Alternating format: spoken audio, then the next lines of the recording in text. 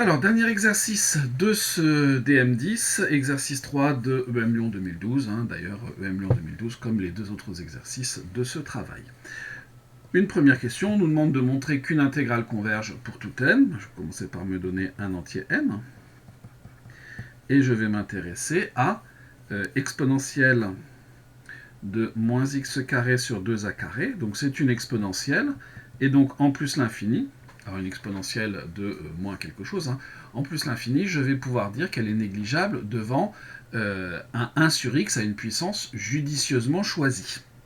Bon, sachant que derrière je vais multiplier par x puissance n, que je veux de la convergence, j'ai donc intérêt à avoir à la fin un petit taux de 1 sur x carré ou une puissance supérieure, et comme je vais multiplier par x à la puissance n, pour que ça compense, il faut que je prenne au minimum 1 sur x à la puissance n plus 2. Je vous rappelle qu'une exponentielle de moins quelque chose va être négligeable devant un 1 sur x à n'importe quelle puissance. Bon. Donc, x puissance n exponentielle de moins x carré sur 2a carré, en plus l'infini, va être négligeable devant 1 sur x au carré. Or, l'intégrale de 1 à plus l'infini de d x sur x carré converge en tant qu'intégrale de Riemann,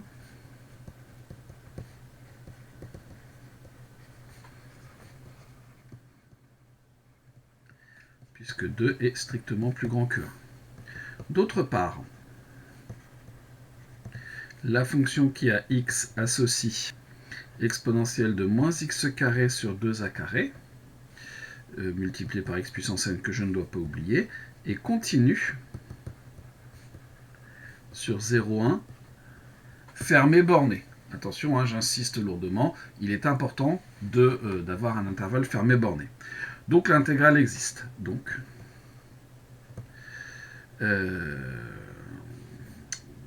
par somme et comparaison, par comparaison à une intégrale convergente, donc on va c'est-à-dire ça par comparaison.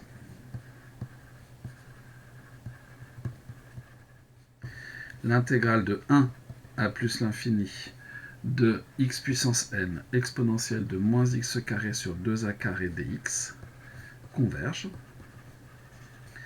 et par somme d'intégrales convergentes,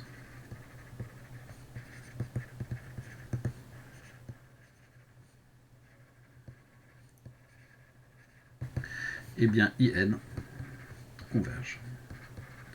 Voilà, on a tout détaillé, donné tous les arguments, ce qui ne nous pose pas vraiment de problème. Donc une première question pas, pas difficile du tout, sans souci majeur, on détaille bien les choses, on donne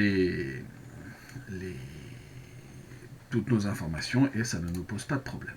Question suivante. Rappeler une densité d'une variable aléatoire. Alors là, il y a un point en trop dans l'énoncé, mais bon, ça se comprend très bien. Rappeler une densité d'une variable aléatoire qui suit la loi normale d'espérance nulle et de variance a carré. Bon. Là, c'est clairement une question de cours. Dans le cours, on a dit si x suit la loi normale n de mu et sigma carré, alors petite digression, nous on les note n mu sigma carré, mais dans les pays anglo-saxons, ils marquent plutôt n mu sigma, ce qui fait que par exemple Python ou les calculatrices, si on les utilise pour faire du calcul approché, ont une dénotation un petit peu différente. Fermons la parenthèse. X a pour densité, par exemple, petit fx, qui est la fonction qui a x associe 1 sur sigma racine 2 de pi, exponentielle de moins x moins mu au carré sur 2 sigma carré. Donc, une densité d'une variable qui suit la loi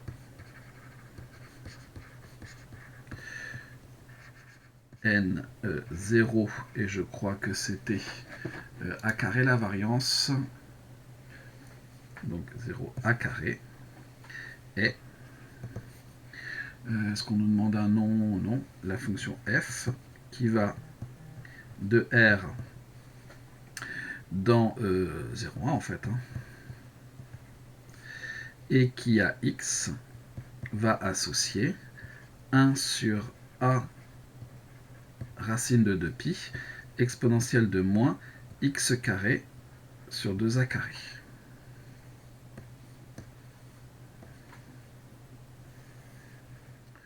Voilà une densité possible. On se rappelle bien que c'est une densité, même si il est évident qu'on ne va pas en chercher d'autres.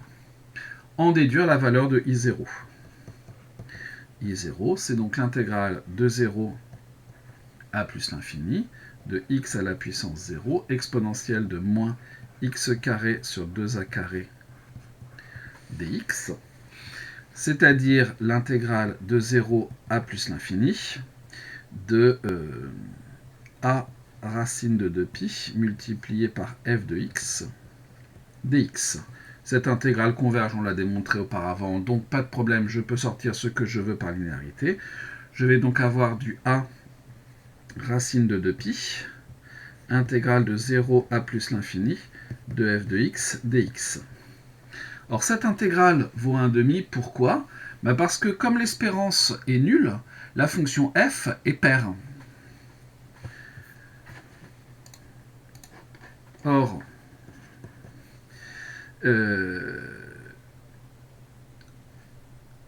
f est une densité d'une variable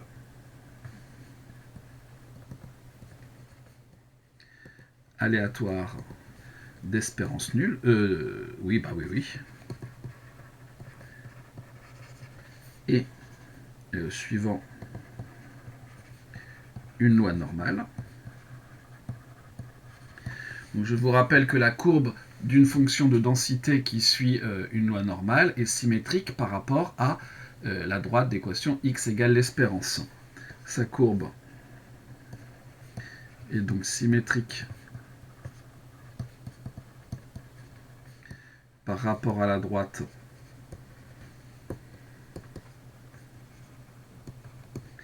d'équation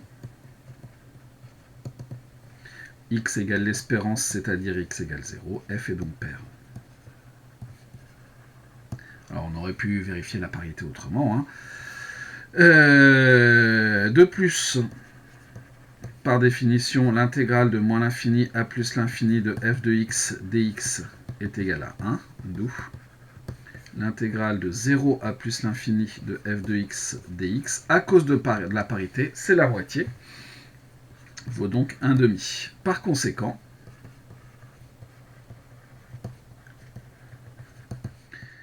I0 est égal à a racine de 2pi multiplié par 1,5, c'est-à-dire a racine de 2pi sur 4, c'est-à-dire a racine de pi sur 2.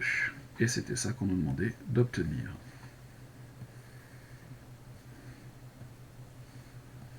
Encore une fois, la parité, on pouvait l'avoir autrement en vérifiant que la fonction était définie sur R et que f de moins x était égal à f de x pour tout x appartenant à R. Ça fonctionnait très bien.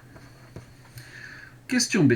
Calculer la dérivée de la fonction phi qui va de R dans R et qui a x associe exponentielle de moins x carré sur 2a carré. Bon. Phi est évidemment dérivable sur R en tant que composé de telle fonction.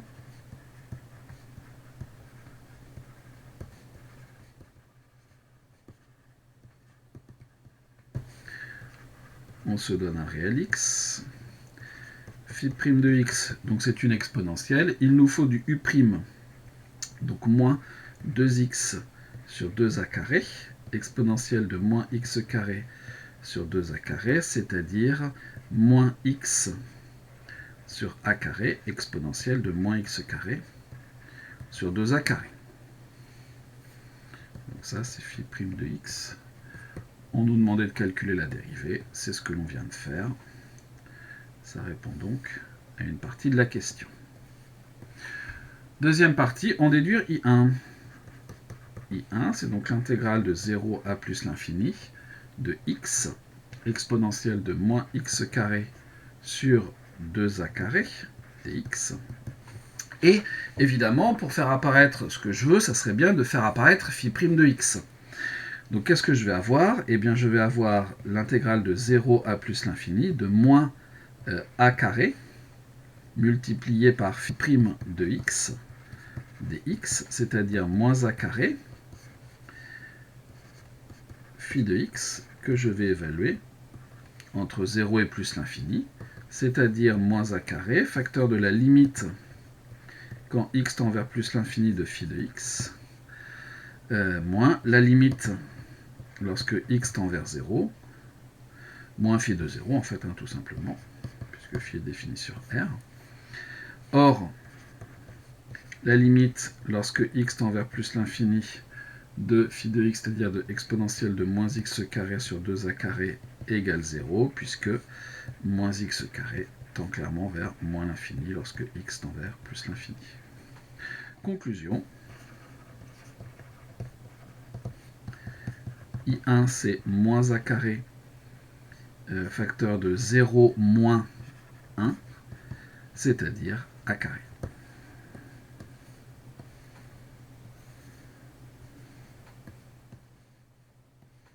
Encore une question de terminer. On a I1 égale a carré, c'est bien ça que l'on devait trouver.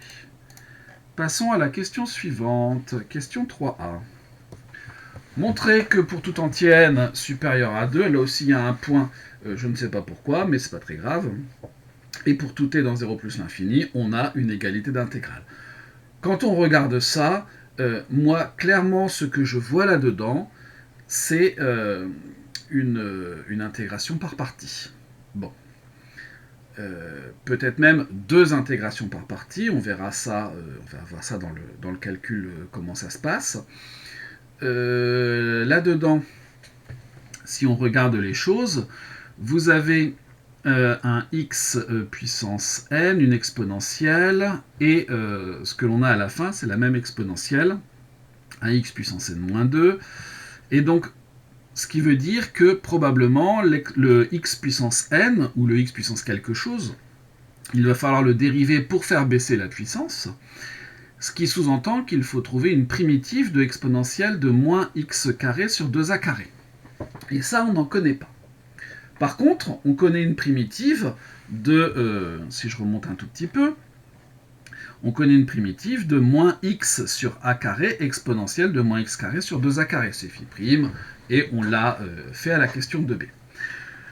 Donc ce qui veut dire que pour notre intégrale, ce que l'on va poser comme étant u', ce que l'on va poser comme étant v, va être un petit peu différent de ce que l'on fait d'habitude, c'est-à-dire qu'on ne va pas poser que notre fonction u, par exemple, c'est x puissance n, mais on va plutôt faire du x puissance n moins 1, et garder un des x, entre guillemets, que l'on va rattacher à l'exponentielle. Donc je commence par me donner un entier n, supérieur à 2, et un réel t positif. Je vais commencer par dire que mon intégrale de 0 à t de x puissance n exponentielle de moins x carré sur 2a carré dx, c'est l'intégrale de 0 à t de x puissance n moins 1 multiplié par x exponentielle de moins x carré sur 2a carré dx. Et là, je vais pouvoir faire mon intégration par partie. On va poser u de x est égal à x puissance n moins 1 et v' de x est égal à x exponentielle de moins x carré sur 2a carré. C'est-à-dire, si je veux recoller à ce qui est ici, il faut que je fasse apparaître du moins x sur a carré. Donc je vais avoir du moins a carré phi' de x. On a alors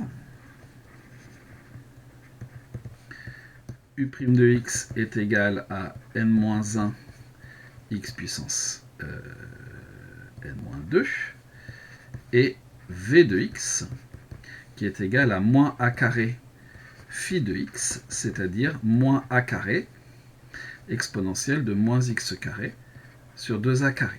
U et v sont évidemment de classe C1. Sur R+, ça nous suffira. par partie. L'intégrale de 0 à t de x puissance n exponentielle de moins x carré sur 2a carré dx est égale au terme que l'on appelle tout intégré, c'est-à-dire x puissance n-1 multiplié par moins a carré exponentielle de moins x carré sur 2a carré, que l'on va évaluer entre 0 et t, moins l'intégrale entre 0 et t de n-1 x puissance n-2 multiplié par moins a carré exponentielle de moins x carré sur 2a carré dx.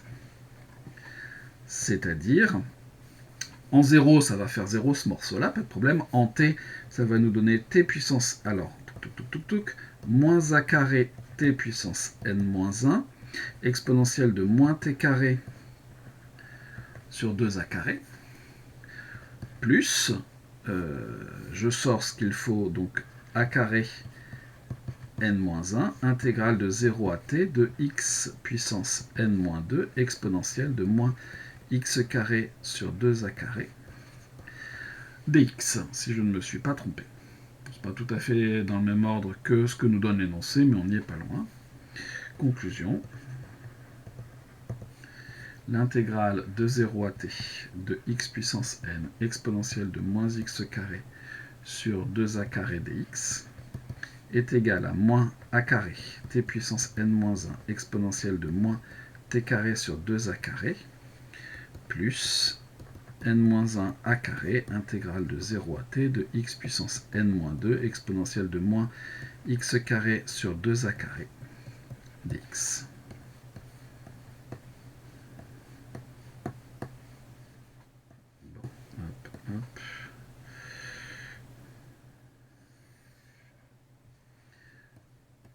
Voilà pour cette question. Question 2b. En déduire que. Eh bien, ce qu'on va faire, c'est qu'on va faire tendre n vers plus l'infini. N, non, pardon, t.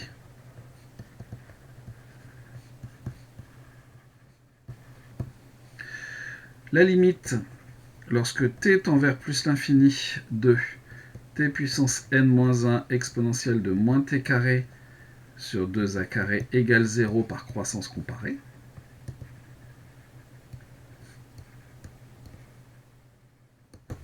Pas de problème là-dessus. D'où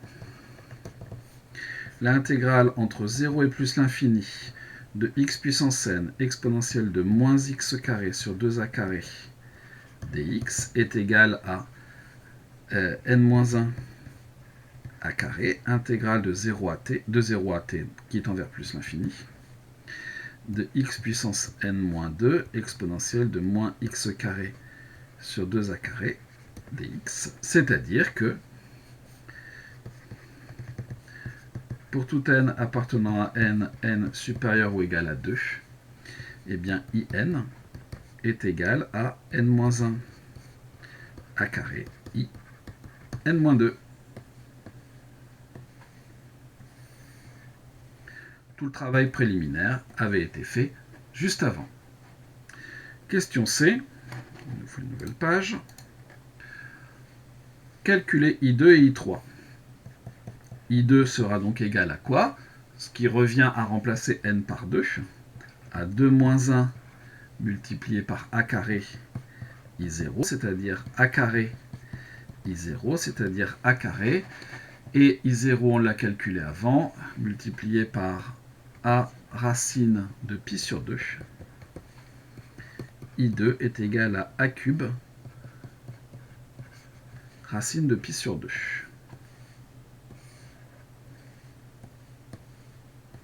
Ensuite, il nous faut I3. I3, c'est donc 3 moins 1 a carré I, 3 moins 2, c'est-à-dire I1. On a donc 3 moins 1, 2 a carré, et pour I1, on avait a carré, c'est-à-dire 2a puissance 4.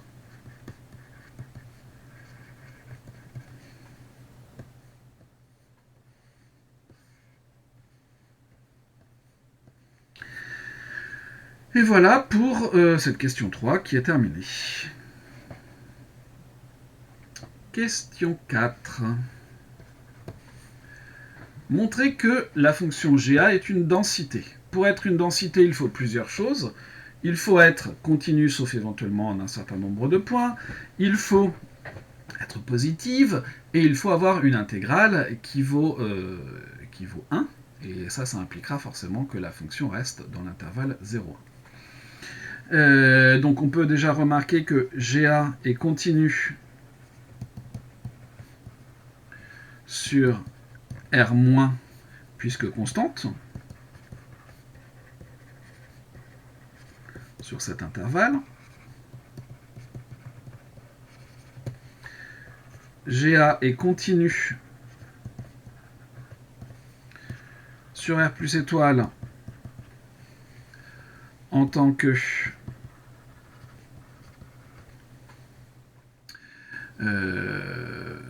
produit et composé de telle fonction.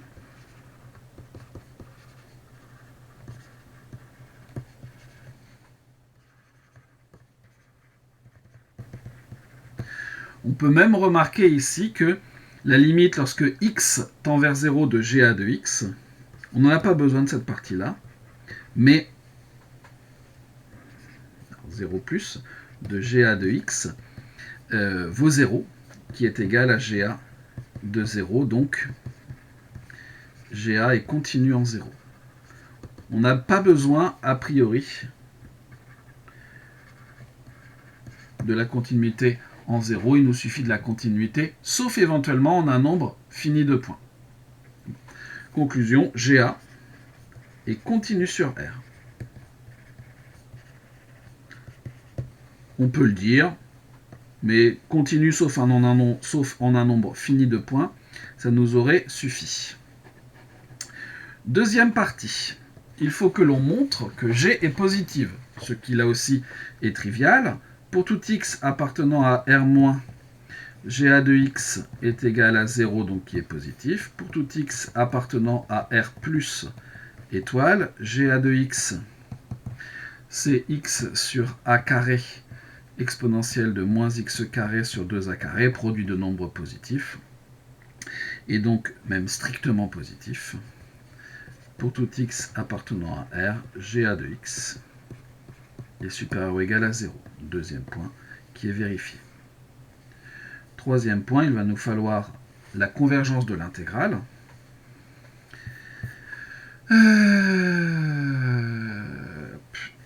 L'intégrale de moins l'infini à plus l'infini de GA de x dx, c'est la même que l'intégrale de 0 à plus l'infini de GA de x dx. Et cette intégrale, en fait, elle a la même nature que I1 au coefficient après. Cette intégrale a la même nature que I1. Elle est donc convergente.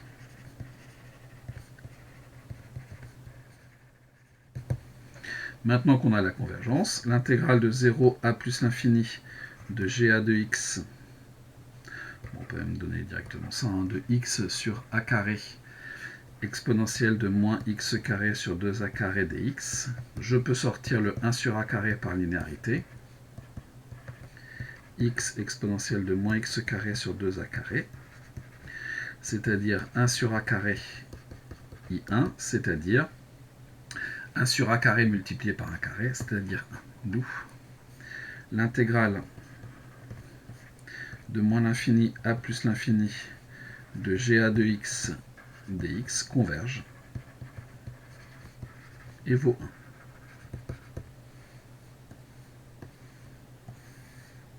Conclusion globale, GA est bien une densité.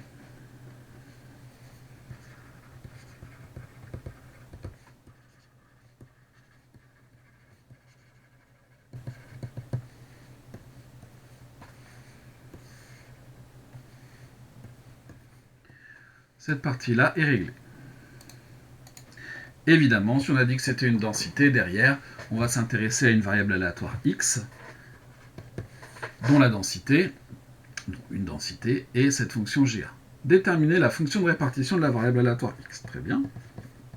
soit x appartenant à R, la probabilité d'avoir x inférieur ou égal à x, alors je vais noter ça, fx de x, c'est la probabilité d'avoir x plus petit que petit x, et bien cette chose-là vaut l'intégrale de moins l'infini à petit x de GA de t dt, qui vaut 0 si x est négatif. Si x est strictement positif, eh bien fx de petit x, ça sera l'intégrale de moins l'infini à petit x, ça ne change pas, de GA de t dt, c'est-à-dire l'intégrale de moins l'infini à 0 de GA de t dt, plus l'intégrale de 0 à x de GA de t dt. Cette partie-là, évidemment, vaut 0. Et donc, on va avoir l'intégrale de 0 à x de t sur a carré, on veut sortir le 1 sur a carré, de t exponentielle de moins t carré sur 2a carré dx. Et ça, on l'a sans doute calculé auparavant. Si on remonte un petit peu, au moment où on a calculé I1, voilà, on avait une primitive ici qui était notre fonction phi pour I1, donc moins a carré multiplié par phi de x.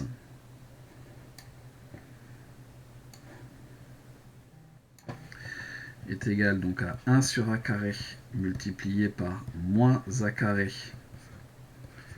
phi de t entre 0 et x, c'est-à-dire moins phi de x plus phi de 0,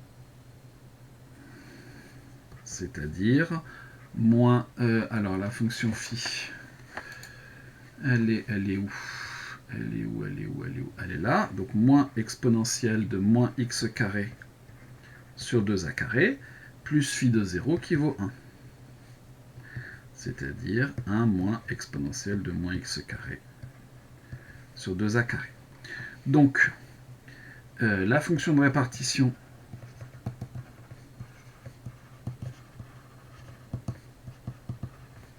de x est fx qui va de R dans 0,1 et qui à petit x associe 0 si x est négatif ou nul et 1 moins exponentielle de moins x carré sur 2a carré sinon.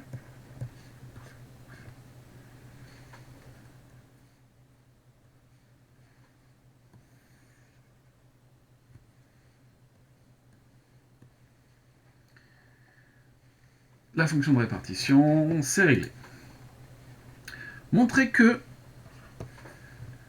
la variable aléatoire x admet une espérance et que espérance de x égale machin, bah, très bien. X admet une espérance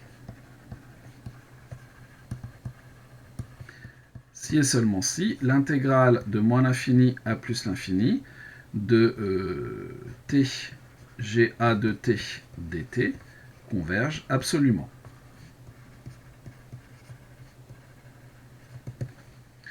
Or, cette intégrale de moins l'infini à plus l'infini de valeur absolue de t ga de t dt, ça sera la même que l'intégrale de 0 à plus l'infini de t ga de t dt, puisque la fonction elle est nulle, la fonction ga est nulle sur 0 plus l'infini, c'est-à-dire l'intégrale de 0 à plus l'infini de t multiplié par, donc on va avoir du t carré sur a carré exponentielle de moins t carré sur 2a carré dt, qui a la même nature que I2. Ce qui change, hein, c'est cette multiplication par a carré, qui a la même nature que I2. Or, I2 converge. Donc x admet une espérance.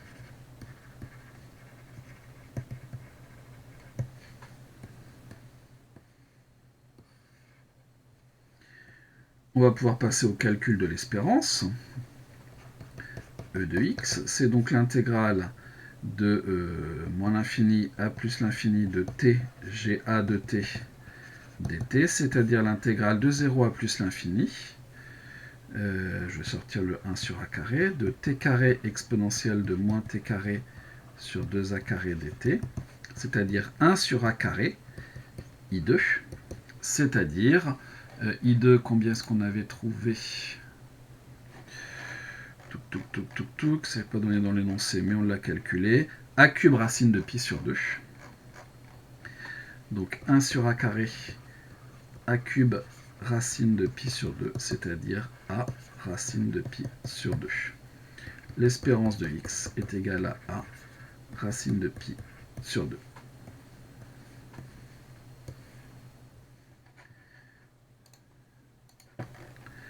Voilà pour notre espérance.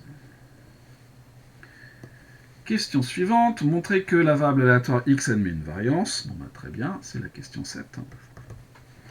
X admet une variance.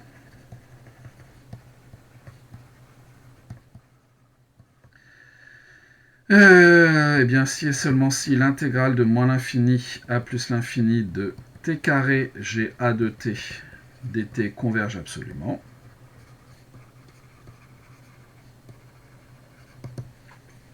L'intégrale de moins l'infini a plus l'infini de t carré ga de t dt en valeur absolue, c'est l'intégrale de 0 à plus l'infini de t au cube sur a carré exponentielle de moins x carré, donc de moins t carré pour ce qui m'intéresse, sur 2a carré dt, qui a la même nature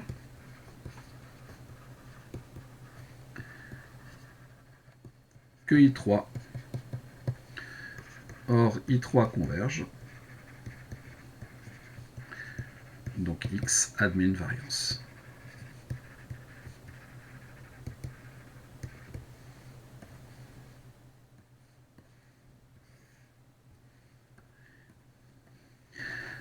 Reste à nous intéresser à la variance de x, qui est donc l'espérance de x carré moins l'espérance de x au carré d'après la formule de Koenig-Huygens,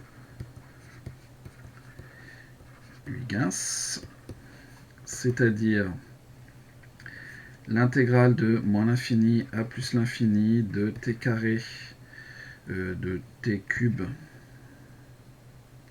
je vais laisser ça comme ça, t carré ga de t dt moins l'espérance que l'on vient de calculer, a pi sur 2 au carré, c'est-à-dire l'intégrale de a plus l'infini de, alors j'ai mis a mais c'est 0, 1 sur a carré, t cube exponentielle de moins t carré sur 2a carré dt moins a carré multiplié par pi sur 2.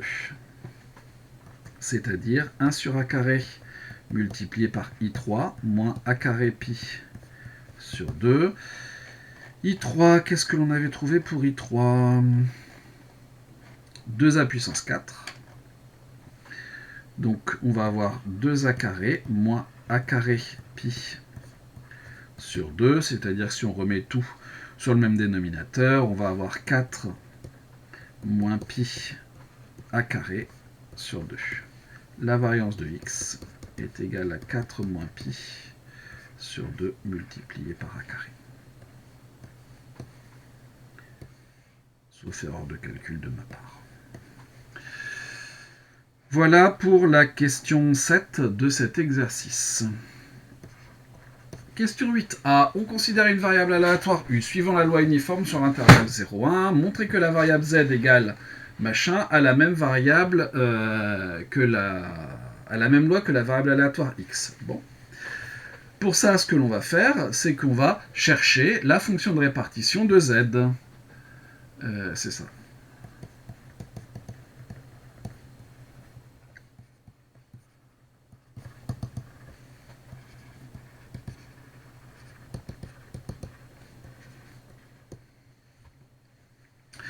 Déjà, on peut remarquer que z est à valeur positive,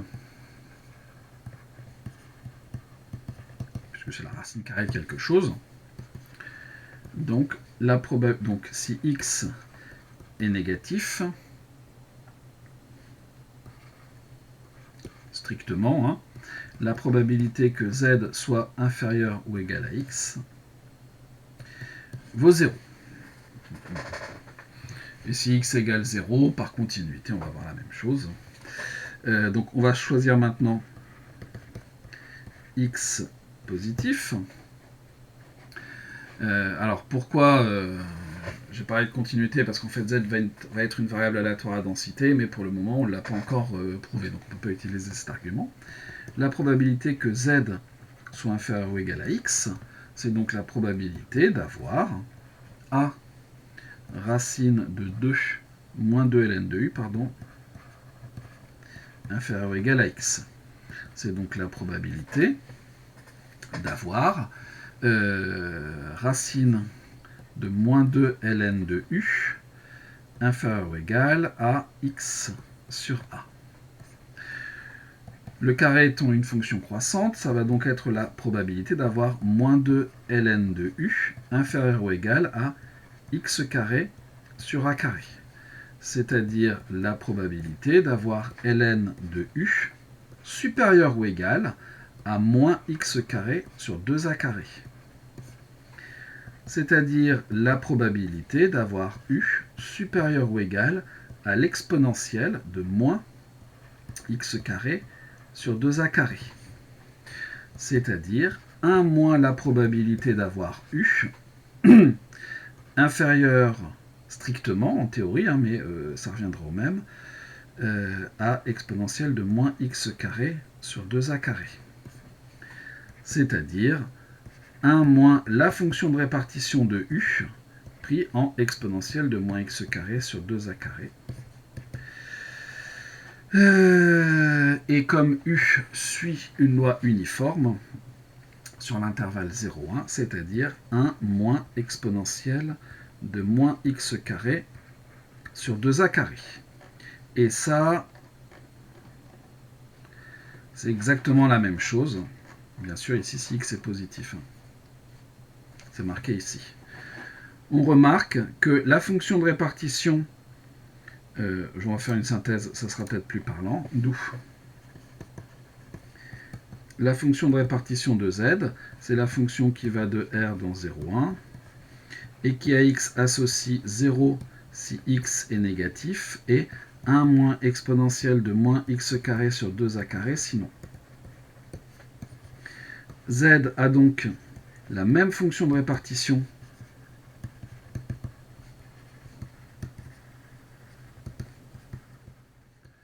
que x. X et z suivent la même loi.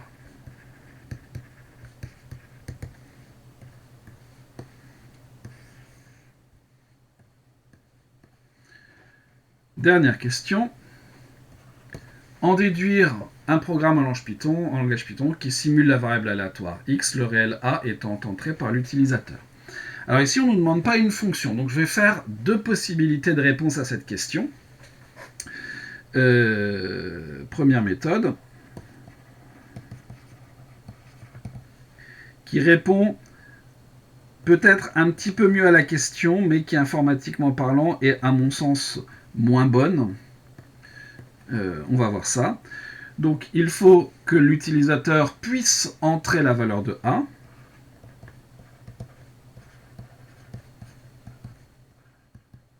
Voilà. Évidemment, il va y avoir de l'aléatoire du log, donc il va me falloir deux imports. NumPy pour avoir le log, et puis numpy.random,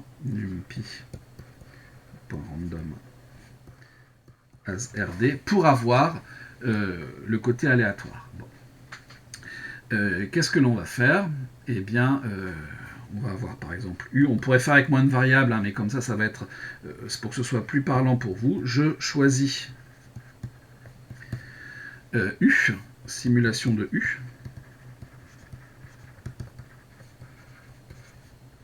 Et ensuite, x est égal à a multiplié par On a besoin aussi de la racine, mais qui est aussi dans le module NumPy. np.sqrt de moins 2 fois np.log de u. Et ensuite, par exemple, on affiche x. Il y a de l'input, il y a d'une print. J'aime pas trop ça parce qu'informatiquement, c'est pas top. La première méthode en plus court.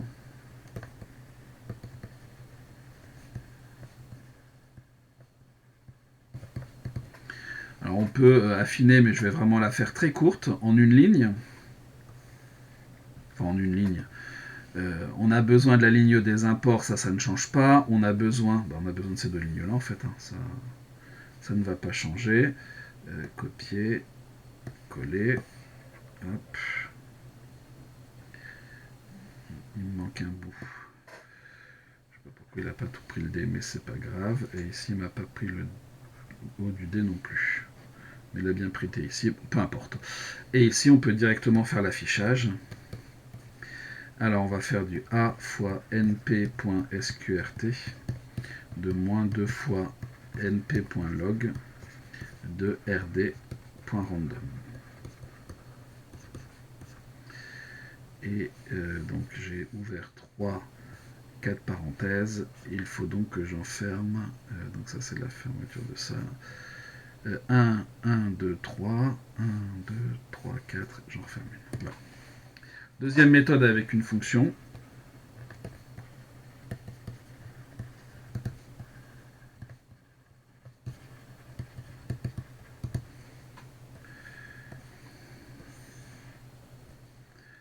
Ça va faire la même chose, mais avec quelque chose qui est plus en adéquation avec ce que l'on fait. Évidemment, on aura toujours le import numpy as np. Je vais essayer d'écrire un peu mieux. Le import numpy. On peut le faire, je les écris sur une seule ligne, mais on peut le faire en deux lignes, bien sûr. Hein.